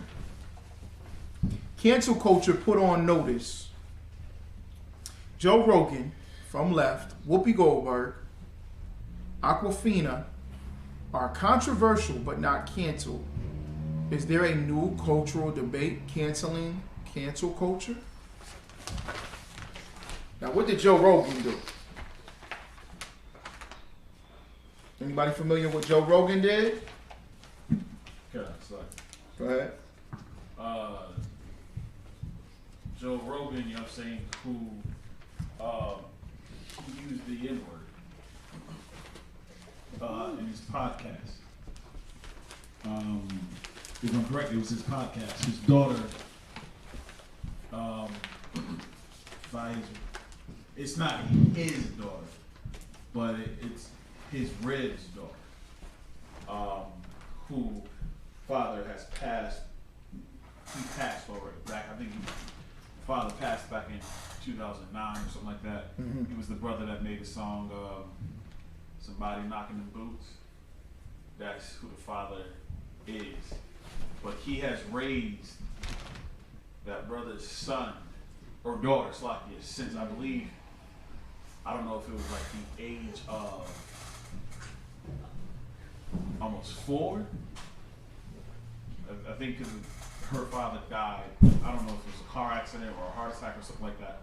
But he's been raising his black daughter, who is now, I think, 20-something. She's 20-something. And he goes home and lays down to his Red, who is his sister as well. Who, Joe Rogan? Yeah. Okay. But I think the thing came up because of the racial slur. Come. Right. What's like? I was just saying, like, in spite of him having, sister for his, that he goes home to every night. In spite of having a daughter that he raised, you know what I'm saying, he still used those slurs. Nonetheless. Right. Okay. Joe Rogan was saying the N-word, right? And they kind of pieced it together finally, the numerous amount of times that he's used the N-word. And his response is that using the N-word, he was just like speaking on black people's behalf, or he feels out as if he can use the N-word because it's not that serious, or he didn't mean it in that way, which he used the N-word on multiple times. Okay? All right? Joe Rogan has angered many by hosting anti-vaccine guests as well as uttering racial slurs. So, what's the reason why he was canceled, though?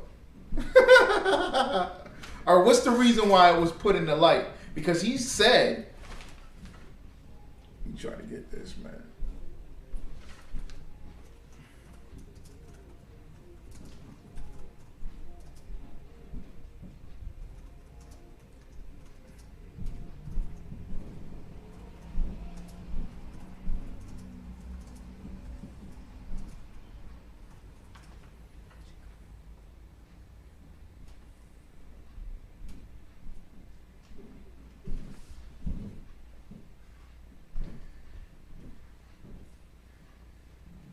I think I seen this video.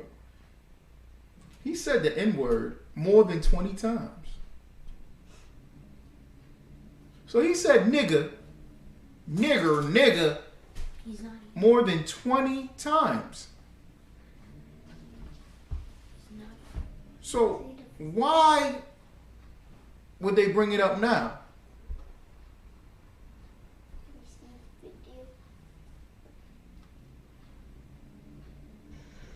Hello, friends. I wanted to make a video to address some of the controversy that's been going on over the past few days. And first of all, to say thank you to everyone that sent love and support. I truly, truly appreciate it. And it's been very nice to hear from you.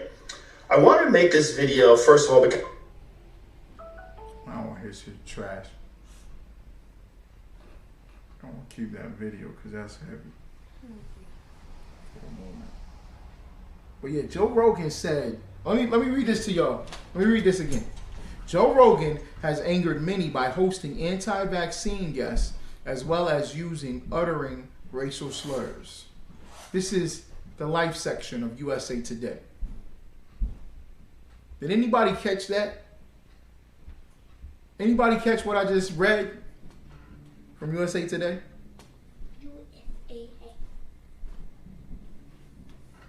What's that Hamite fighter in the UFC? Piece of trash. Oh man, is his first name Israel? Yeah. We got our name. Yep. I didn't. Sonya.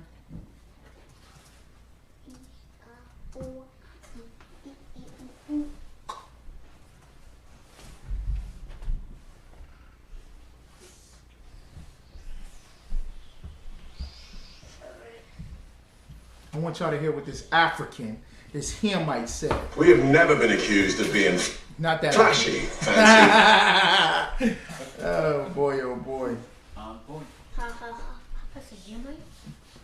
Yeah, Idris Elba is a Hamite.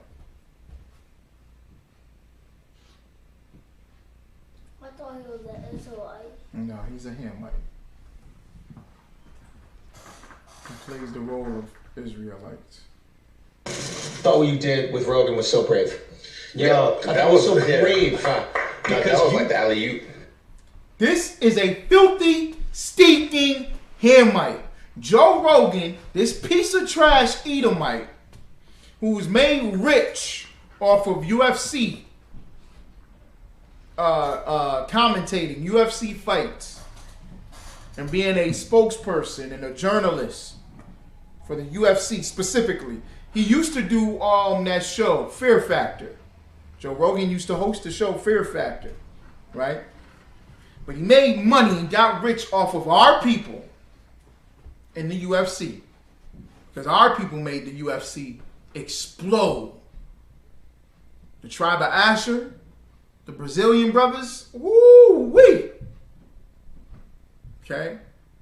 Issachar, Manasseh, Ephraim, Simeon, Judah, Benjamin, all them brothers got into the UFC and lit it up. Made it famous, made it flavorful. Because UFC used to just be in the backwoods behind a damn factory somewhere with a fence around some mat stage. And Edomites over there just pounding each other out, fighting each other. And then the Israelites came into the UFC and just made it so much exciting. Put the mixed martial arts into the UFC. What's the name of those brothers down there? It's a family. The Brazilians. Jones. Yeah, but this is before Jones. They were very good in martial arts. What is their name? Salakia, y'all. C is the Chelsea. What is their name? The Brazilian fighters. It's a family. Sacy or something like that. Something Sacy. Okay. But I'm going to just play this, right? So this Hamite who is in the UFC, Israel Adesanya, he even stole our name. They got our name.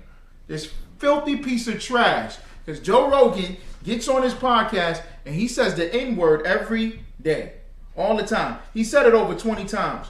But you know why they pulled him up and put him on cancel culture? I'm going to read this one more time, y'all. I want y'all to catch this.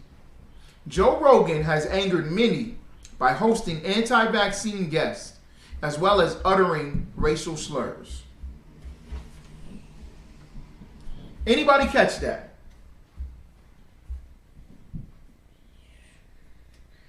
USA Today needs to be canceled.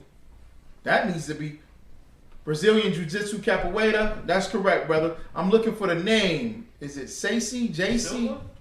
No, not Anderson Silva. This is before them. Before these brothers. These brothers was doing mixed martial arts in the 90s. And they kind of like made it blow up.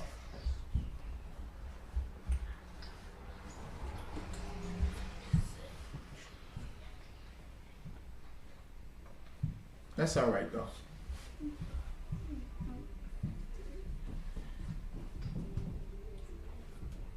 Gracie, there you go. The water, sis. The sister got it for me. Give her a hand. Gracie. The Gracie brothers.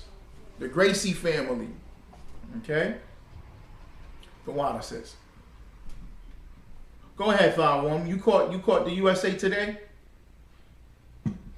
Oh, it's like, yeah. How they worded it? Yeah, it's like, yeah, they were saying anti-vaxxers. He hosted anti-vaxxers, and then they said the racial slurs. Right. Listen to the wording. Joe Rogan has angered many by hosting anti-vaccine guests, as well as uttering racial slurs. God. So the cancel culture comes out because he's done already said the N-word. He on his 20th time of saying the N-word. These niggers, ha ha ha ha, niggers. And my favorite rap song, nigger's gonna die, nigger's gonna ride, ha ha ha ha ha ha. Oh, he's a real ass nigger. I'm Joe Rogan, I can say nigger. I got a nigger wife. I got a nigger kid. I watch these niggers fight all the time. I'm cool, right? I'm cool, black guys, right? I can say the word nigger. Yay! Nobody ever stops him on that. There is no cancel culture for that. You know what there's cancel culture for? The COVID-19 is a conspiracy that's made in outer space, and they came up with this disease to give us this vaccine that puts this chip inside of you. You got the chip inside of you. It's the chip. No, the chip. Ah, shut up. So because he does that, now they come and say, dun, dun, dun, dun, we gotta stop Joe Rogan. He speaks against the vaccine. And he also uses racial slurs. They don't care about black people. They don't give a goddamn about you. And listen what this filthy, stinking, disgusting Hamite said. And I'm so disappointed. I'm upset. We need to train up some UFC fighters. We're going to join the UFC. Lord allow. Authorized by Commander General Yohana. If it's authorized, get a brother in the UFC to whoop this funky Hamite's behind. All right? We got brothers coming straight out of Hebrew Academy that will toss this dude over the metal fence. Thought what you did with Rogan was so brave. Yo, that was so brave. Huh? That was like the alley-oop. That was so brave. That was so brave. He gonna tell you why it's brave. Why this is brave and courageous. Why this is wonderful. This is the alley-hoop for the slam dunk. You did something great. Now this is Edomites speaking to a Hamite. Yeah, but you could get the most criticism, and I'll tell you this. I don't know if you spoke. Cancel me. There we go. I don't know if you and Rogan spoke, but I was talking to him about it, and he said it made him tear up, man.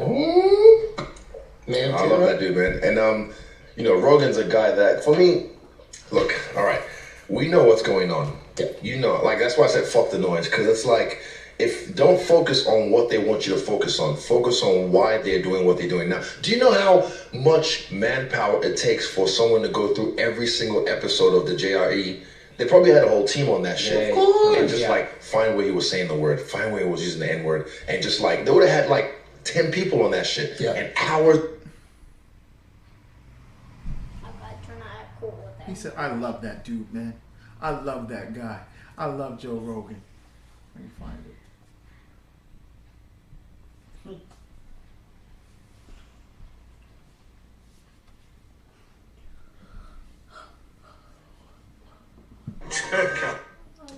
Salaki, y'all.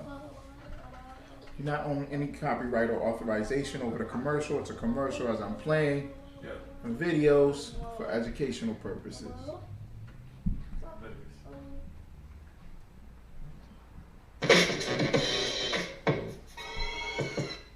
Since the last few months, Joe Rogan has been criticized for some of his "It Was Revealed" world. Yesterday. Oh my goodness! Come on. Where's the clip? Of Joe Rogan saying it? No. Of the Hamite.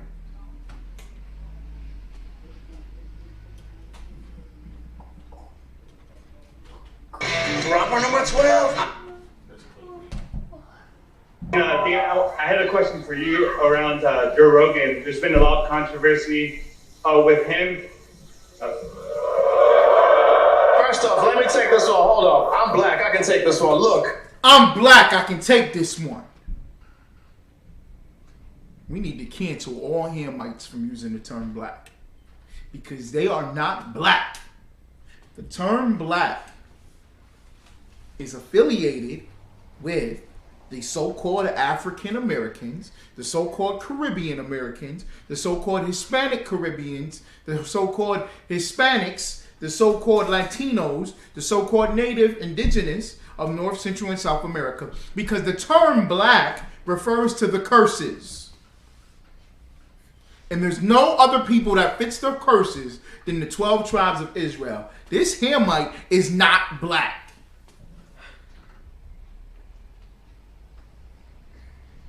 He goes, hold up, let me take this question. When he's fighting a brother, he's black. Look up Whitaker out, if you could. UFC fighter Whitaker. Because I think they were going to ask him the question. I had a question for you around Joe Rogan. There's been a lot of controversy with him. First off, let me take this one. Hold on. I'm black. I can take this one. Look. Okay. What were... No. There's a lot of cunts in this. He's going to take it. He's going to take it. He's going to take on the nigger word. He's going to take on the Edomite, a white man, using the word nigger. Game, there's a lot of snakes in this game. I've been in this fight game since 2008. And Joe Rogan is one of the nicest, coolest, humble motherfuckers I've had the pleasure of working. He's so nice. Oh, it's a Hamite sticking up for him. Yay! He's so nice and kind. If he's nice and kind, why use the word? Why use the word? If you're so nice and kind, why use the word? Working with, understand that. And you know, it's just fuck the noise, man. You know what they're trying to do. You can't control the man, and he's got the biggest platform in the world right now. So that's my nigga, Joe Rogan. Fuck the noise. He said, that's my nigga. A Hamite, an African, said, that's my nigga, about a Edomite, a white man. He said that the Edomite is his nigga, and that he's black. When he's not black, he's an African. You Africans are pieces of trash just as well. Going off that, what was the advice would you give to Joe Rogan to shut out all the noise around him? Do what I said. Fuck the noise. Just keep doing you, Joe. Have some mushrooms. Keep doing you. Thank you. There are lots of ways to support. Have some what? Mushrooms. Have some what? Mushrooms. Have some what? Mushrooms. What are mushrooms? It's like, yeah. I don't know if he was trying to make a reference to, like, you know, a Mario, you know, have some mushrooms, you know, be a big boy, whatever. Have some what? Mushrooms. You know, like Mario, you eat mushrooms and get bigger. No, mushrooms is drugs. Right. Or if he's referring to, you know, drugs. Yeah, he's referring to drugs. Have some mushrooms, relax, get high. Because getting high means that you my nigga. Did this guy go on to fight that day? Yes, he did. What? He went on to fight February 12th. They didn't cancel him. Joe Rogan's not canceled. Aquafina's not canceled. Aquafina is the Asian woman that was going, girl, yo home girl, Aquafina, ooh wee. As an Asian, making fun of black people. There we go. I got it right there.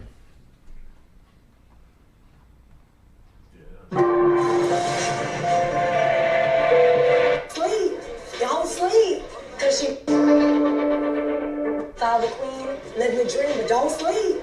Y'all sleep. Follow the queen, live your dream, don't sleep.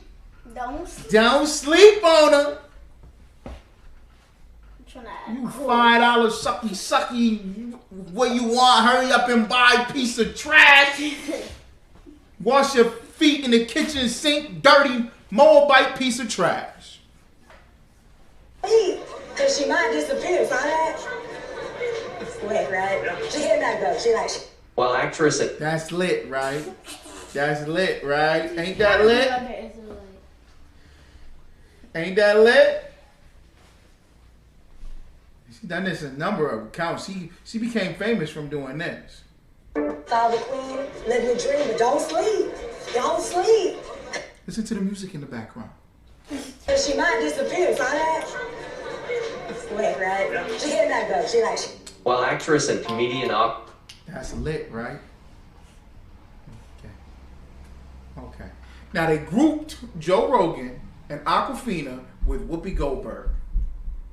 Whoopi Goldberg didn't say anything racist. Whoopi Goldberg didn't say anything racist. She didn't say the Jewish term, the derogatory Jewish terms. She didn't use those derogatory Jewish terms. She didn't make fun of the Holocaust. She said it was one group of people versus another group of people. It wasn't about race. She didn't say nigga. She didn't go, you know what I mean? You know what I mean? She didn't say, she didn't make fun of, ho. She didn't jump on a piece of glass. She didn't wear a yarmulke on her head that day. She didn't put tape on her eyes so her eyes could be like this the whole show. She didn't do none of that. But she got canceled. It's time for us to start canceling. Get me real quick out. Give me Isaiah chapter 5, verse 20. We are in the power and authority to cancel now. It's up to us to cancel now. Now we have the power to cancel. Isaiah chapter 5, verse 20. Woe unto them that call evil good and good evil. They call evil good and good evil. They call evil good and good evil. All right? Is there more to it? God. Right. That put darkness for light and light for darkness. That put bitter for sweet and sweet for bitter. That's right. Woe unto them. This cancel culture that they got made up, it is not beneficial for you. It's not for you. It's to create a noise for them. All right? To give them more and more power and control over you. They're not going to cancel their own or whatever makes them money or whatever makes them great and whatever makes you low. Well, if we all join the ISUPK, lock into this truth, follow Commanding General Yohana, who's following Yahweh Shai Mashiach, our King, we have the authority and the right to determine what is good and what is evil. We are the ones to cancel. We have the power to cancel all their culture. All right? And with that, I pass the class over to Priest and Officer Power.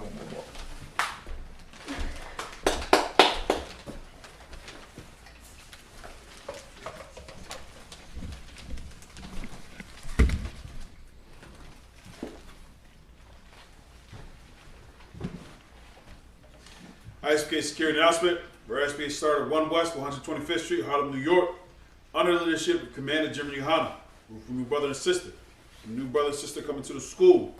They're off limits for 6 months. They're to be saluted only. They're here to share themselves to the world. If they need transportation, the teacher will arrange it. After 6 months, if a brother or sister has an interest in a particular person, he or she must get permission from the head to speak to a brother or sister. There's another 6 months in which the brother and sister will court each other.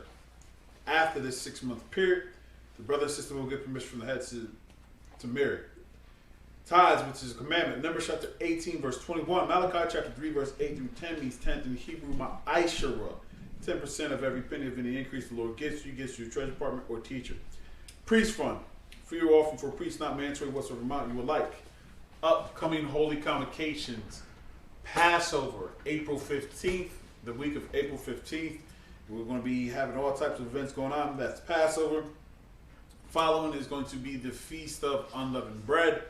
Okay, just if you don't know, that's where you have no loving, you know what I'm saying, bread, things of that nature in the house. We'll get more clarification on that leading up. Akima Squad, check the bulletin board in the back. If anyone wants to be a trooper to school, start wearing our black boots, shirt, pants, headband, and scarf. With that, one courtesy salute to the teacher. And of Israel, Imagine, Shabbat, Imagine, Barak, Yahweh Hashem Yahshua Barakah. Yahweh Hashem Yahshua Barakah. One courtesy salute to the Akim. And of Israel, Imagine, Shabbat, Imagine, Barak, Yahweh Hashem Yahshua Barakah. Yahweh Hashem Yahshua Barakah. So one courtesy salute to the sisters. Imagine, Shabbat, Imagine, Barak, Yahweh Shemar Elatham Ba'Shem Yahushai. Yazmatah. Class dismissed.